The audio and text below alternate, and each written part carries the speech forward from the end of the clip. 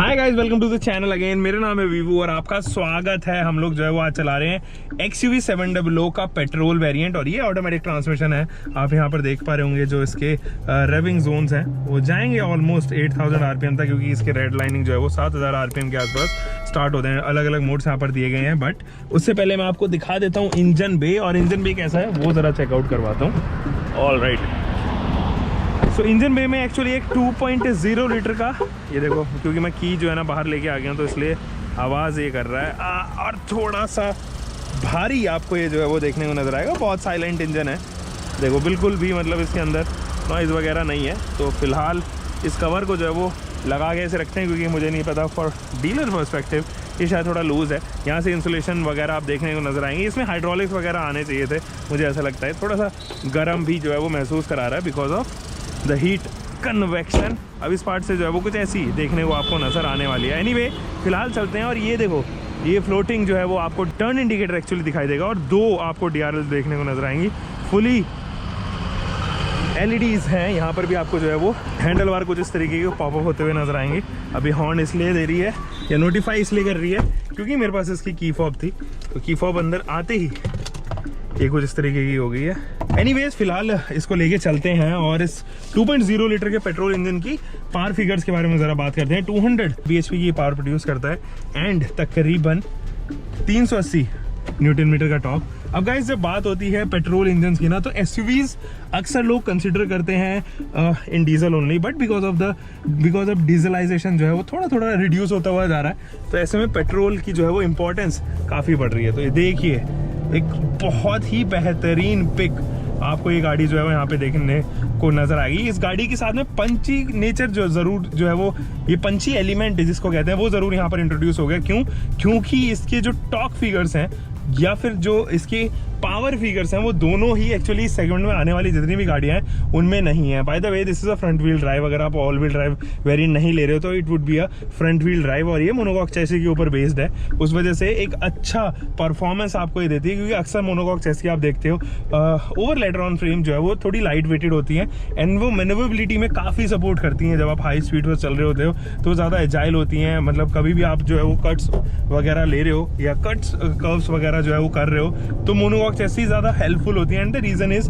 दो centre of gravity जो है वो डिस्ट्रीब्यूट नहीं होती उसमें। लेटर ऑन फ्रेम में आपको दो सेंटर ऑफ ग्रेविटी देखने को नजर आती है, बॉडी की अलग, लेडर की अलग। तो इस वजह से वहाँ पर सेंटर ऑफ ग्रेविटी जब मिसमैच होती है तो अक्सर आप देखते हो कि गाड़ियाँ पलटी हुई नजर आती हैं। तो बसेस वगैरह, ट्रक्स वगैरह वो इसीलिए पलटते हैं क्योंकि they are build on ladder on frame. But ये मोनोकॉक चैसी पे होने की वजह से इसकी over the high speed cornering stability काफ़ी अच्छी हो जाती है। अब ऐसे में क्या होता है ना कि जब आप गाड़ी को चला रहे होते हैं हाई स्पीड पर और लेके चल रहे होते हो तकरीबन 150 से 170 किलोमीटर पर आवर की स्पीड पे, तब आपको कॉर्नरिंग करने में काफ़ी सपोर्ट नज़र आता है। आपको लगता है कि हाँ यार, अब ज़्यादा बेहतर हुई हैं चीज़ें और अब किसी एक तरीके से जो है वो अब कहीं ना कहीं मजबूत हुई है। अब XUV 500 जो इसकी प्रीडेसेसर थी और XUV 700 जो इसकी सक्सेसर ऑब्वियसली 500 की, वो दोनों ही मोनोकॉक चैसी के ऊपर बेस्ड है। मैं थोड़ा सा हार्ड ड्राइव कर रहा हूँ बिकॉज मुझे इस इंजन में इतनी एनर्जी फील हो रही है ना गाइस, इतनी एनर्जी फील हो रही है कि इसका रेविंग जोन जो है वो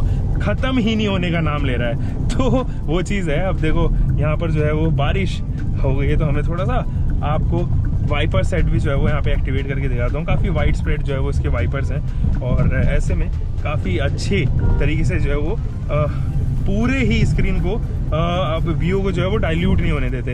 अब गाइस, बात कर लेते हैं थोड़ा सा इस पावरफुल पेट्रोल इंजन की। अब ये जो 2.0 लीटर का पेट्रोल इंजन है वो अच्छे खासे पावर फिगर्स प्रोड्यूस करता है। उसके NVH काफ़ी अच्छे हैं। जब भी आप इस पेट्रोल इंजन को लेकर के निकलोगे कहीं पर भी तो नॉइस, वाइब्रेशन, हार्शनेस की कहीं पर भी प्रॉब्लम नहीं है नजर आएगी। स्टीयरिंग व्हील मैंने पकड़ा हुआ है, मैं ब्रेक लीवर पे आप अक्सर देखते हो कि वहाँ पर जो है ना वो अक्सर वाइब्रेशन प्रोड्यूस होने लग जाते हैं अगर आप डीजल चला रहे हो। पेट्रोल में भी हार्शनेस की समस्या आती है जब आप एक अनरिफाइंड या 3 सिलेंडर या लेस सिलेंडर इंजन चला रहे होते हो तो हार्शनेस की प्रॉब्लम यहाँ नजर आती है। तो वो चीज यहाँ पर नहीं है। एक्चुअली आप अगर तकरीबन 2500 RPM या 3000 RPM आई वुड से के उसके आसपास हो गए तब जो है वो गाड़ी के इंजन की भी नॉइज जो है वो अंदर आने लग जाएगी। उससे पहले जो है वो इंट्रोड्यूस भी नहीं होगी। अब यहाँ पर अगर आप देखोगे तो ये जो स्क्रीन आप देख रहे हो यहाँ पर आपको लेन चेंज असिस्ट की पूरी इंफॉर्मेशन दी गई है। अगर आप अपने लेन में नहीं हो तो उस लेन को बरकरार करने के लिए पहले तो आपको एक नोटिफिकेशन दिया जाएगा। अगर आप फिर भी जा रहे हो तो ये ऑटोमेटिकली अपने लेन में जो है वो आपको लेके आएगी। एक टॉक जो है वो आपको नजर आएगा, एक टॉक हल्का सा नजर आएगा इसके स्टेयरिंग में, घूमता हुआ नजर आएगा आपको स्टेयरिंग। या अगर आप ADAS में बहुत सारे फीचर्स के बारे में बात करते हो तो उनमें से एक फीचर आती है फॉरवर्ड कोलिजन वार्निंग। अब जब फॉरवर्ड कोलिजन वार्निंग होती है तो फ्रंट में चलने वाली तकरीबन 30 से 40 फीट के अंदर जो भी गाड़ी होंगी वो इसके रेंज में रहेगी, 30 से 40। This might even increase up to 70 metres. अब ये फीट और मीटर्स में मैंने इसीलिए कन्वर्ट किया क्योंकि मीटर थोड़ी ज़्यादा डिस्टेंस होती है, तो 70 टू 80 मीटर्स के आसपास ये सेंस करना स्टार्ट कर देती है। अब ऐसे में ब्रेकिंग जो है वो ज़रूरी लगाती है। और जब सिटी में आप चलते हो ADAS वाली फीचर्स से रिच गाड़ियों को लेके, वो थोड़ा कभी कभार जो है वो इरिटेटिंग नेचर भी प्रोड्यूस कर देती है, क्योंकि जब आप ओवरटेक कर रहे होते हो सिटी में या फिर इधर से उधर थोड़ा कट्स एंड कर्व्स कर रहे होते हो तो ये कहीं ना कहीं ब्रेकिंग जो है वो अप्लाई कर देती है और वहाँ पर इरिटेशन लेवल थोड़ा बढ़ता है। तो आई वुड सजेस्ट कि अगर आप सिटी में चल रहे हो, बम्पर ट्रैफिक में चल रहे हो, 30, 40, 50 किलोमीटर पर आवर की स्पीड में चल रहे हो, तो एक जेंटल रिक्वेस्ट होगी कि ADAS को ऑफ आप यहाँ पे कर सकते हो, वो यहाँ पर ज़रूर थोड़ी सी हेल्पफुल रहेगी। बाकी अगर मैं इस पेट्रोल इंजन की बात करूं एंड इस ट्रांसमिशन की बात करूं, this is a 6 speed automatic transmission, तो वो काबिलियत तारीफ इंजन है। और ऐसे में ये दोनों ही इंजन जो है वो वाकई काफ़ी रिफाइंड महिंद्रा ने रखी हुई है। By the way I would love to introduce Shubhan Sai Motors, जो कि द्वारका में स्थित है, और उन्होंने हमें ये गाड़ी प्रोवाइड करी, काफ़ी अच्छी फैसिलिटी दी और हमको सपोर्ट दिया। तो अगर आप कहीं पर भी दिल्ली NCR में किसी भी डीलरशिप को पिच इन करना चाहते हो, महिंद्रा को डीलरशिप के पास में जाना चाहते हो, विजिट करना चाहते हो, तो this might be a good option. So guys, अब जैसे कि मैं यहाँ से यू टर्न मार रहा हूँ तो आपको नजर आएगा कि यू टर्न में मुझे कोई प्रॉब्लम एक्चुअली नहीं हुई। अब यू टर्न की जब बात होती है तो टर्निंग रेडियस की बात होती है, तो टर्निंग रेडियस जो है वो एक्चुअली में दिखाया ही नहीं है और महिंद्रा ने बताया नहीं है कि कितना टर्निंग रेडियस जो है वो यहाँ पर दिया गया है। बट हाँ, जो टर्निंग रेडियस इस गाड़ी का है वो उससे मैं काफ़ी खुश हूँ। ईजिली जो है वो गाड़ी मुड़ जाती है, कोई प्रॉब्लम क्रिएट नहीं करती। आई बिलीव 5.2 से 5.5 के आसपास जो है वो इसका टर्निंग रेडियस यहाँ पे फॉल करना चाहिए। अब मैं बात कर रहा था आपसे कुछ ऐसे फीचर्स के बारे में, या व्यूअरशिप की मैं बात कर रहा था। तो जो व्यूशिप है आप देखोगे कि ये तकरीबन 50 डिग्री पे इंक्लाइंड एंगल है, और ये जो ग्लास है वो एमुलेटेड ग्लास है, और जब भी कभी ब्रेक होगा तो छोटे छोटे पीसेस के जो है वो गाड़ी के अंदर हो जाएंगे। तो ये एमुलेटेड अक्सर आप गाड़ी में देखते हो, और यहाँ पर भी जो है वो फीचर दी गई है। अब क्या होता है ना कि जब ऐसे एंगल पे डिज़ाइन किया जाता है कोई भी ग्लास, तो आपको व्यू काफ़ी अच्छा मिलता है। Same is happening with this car, यहाँ पे काफ़ी अच्छा व्यू मेरे को मिल रहा है। इनफैक्ट बोनेट भी जो है वो नज़र आ रहा है। तो जब भी आप किसी कॉम्प्लेक्स जगह से गाड़ी को लेके निकलोगे तो आपको कोई मशक्कत यहाँ पर फेस करने की ज़रूरत पड़ेगी नहीं, क्योंकि कॉम्प्लेक्स क्लस्ट्रोफोबिक जगह से निकलने में से कोई बहुत सा प्रॉब्लम नहीं होगी, क्योंकि आपके पास में व्यू काफ़ी अच्छा होगा। आप डायगनली देख सकते हो दोनों तरफ। तो व्यूअरशिप की इसमें व्यूशिप की एक्चुअली इसमें कोई प्रॉब्लम नहीं है। ORVM जो है वो काफ़ी अच्छे कर्व सरफेस एरिया के साथ में आ रहे हैं। IRVM ज़रूर मैं यहाँ पे बोलूँगा हल्का सा छोटा रखा गया है और उसको ऑटो डिमिंग नहीं रखा गया है। सो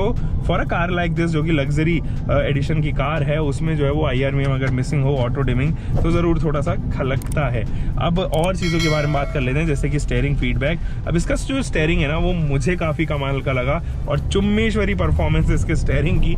तो आप इसको रेव करते टाइम ना कभी भी परेशान एक्चुअली नहीं होंगे किसी भी एंगल पे। तो ओवर हाई स्पीड जो है वो ये हल्का सा वेट गेन कर लेता है, और अगर आप सिटी में चल रहे हो तो वेट रिड्यूस रहता है। तो यहाँ पर ज़रूर आपको रियलाइज होगा कि हाँ, Mahindra has actually done a phenomenal work on this steering wheel. अब हॉर्न जो है वो हॉर्न की पिच भी मुझे काफ़ी अच्छी लगी, और ईजी एक्सेसिबल है, यानी कि आप अपना हाथ को उठा के यहाँ पर जो है वो रखना पसंद करते हो तो ठीक है, आप कर सकते हो। बट अगर आप चाह रहे हो कि स्टीयरिंग व्हील आपके पास में रहे, आपकी कमांडिंग जो है वो स्टीयरिंग व्हील पे रहे, तो आपका हॉर्न जो है वो हॉर्न पैड काफ़ी इस तरीके से डिज़ाइन किया गया है कि वो आपके हाथ के रेंज में ये रहेगा। अगर आप नहीं भी चाहते हो तो हाथ उठाने की ज़रूरत यहाँ पे है नहीं।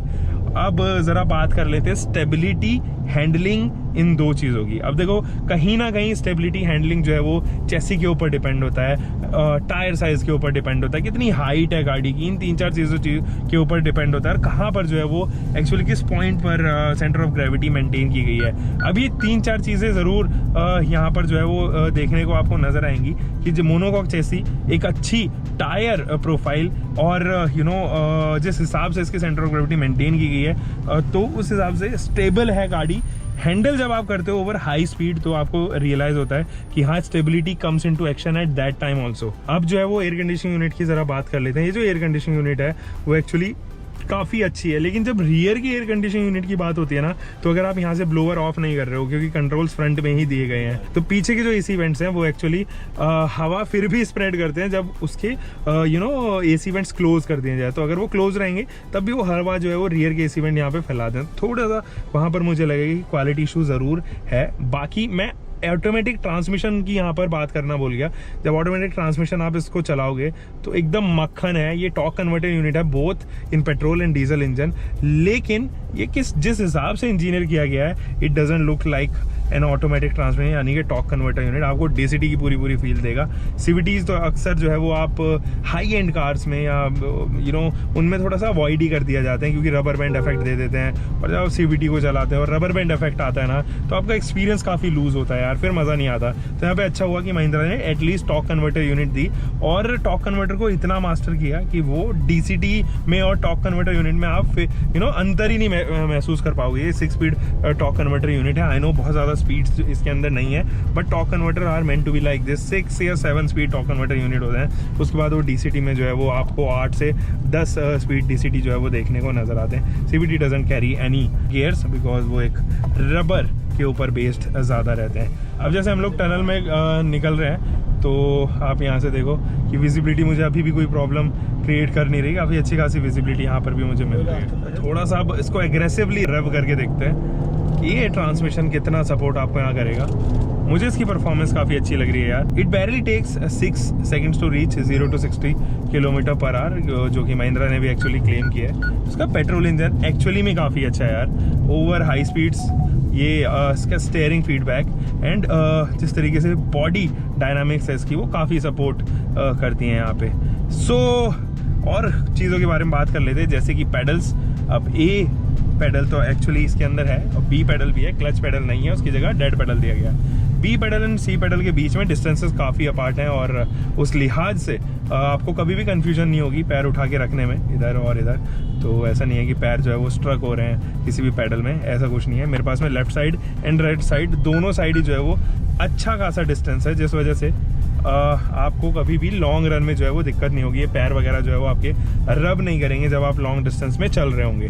इधर भी स्पेस काफ़ी ज़्यादा है एंड जिस तरीके का टच एंड मटेरियल यूज़ किया गया है दैट इज़ फिनोमिनल। मैं यहाँ पर अगर फ्री कर दूँ अपने एक्सीलरेटर पैडल को, for example I am having Swift in front of me, अगर मैं ब्रेक नहीं लगाता तो ये अपने आप ही गाड़ी की स्पीड जो है वो लो कर देता है। तो ये चीज़ मुझे काफ़ी अच्छी लगी। बट हाँ, सिटी में जैसे कि मैंने आपको बताया, this might be a confusing thing.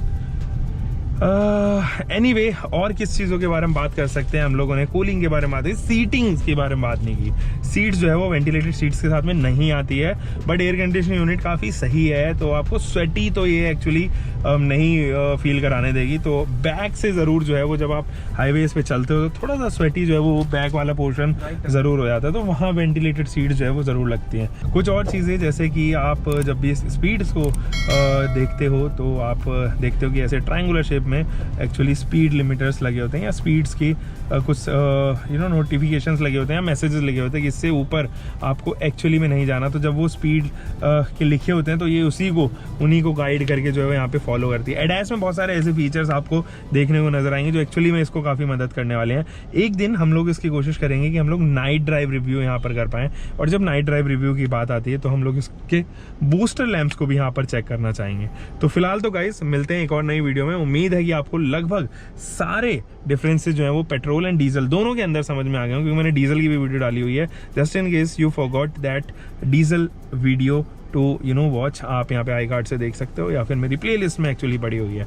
मिलते हैं गाइस एक और नई वीडियो के साथ में। Until for the next time, bye bye, take care and keep loving your car, drive safe guys.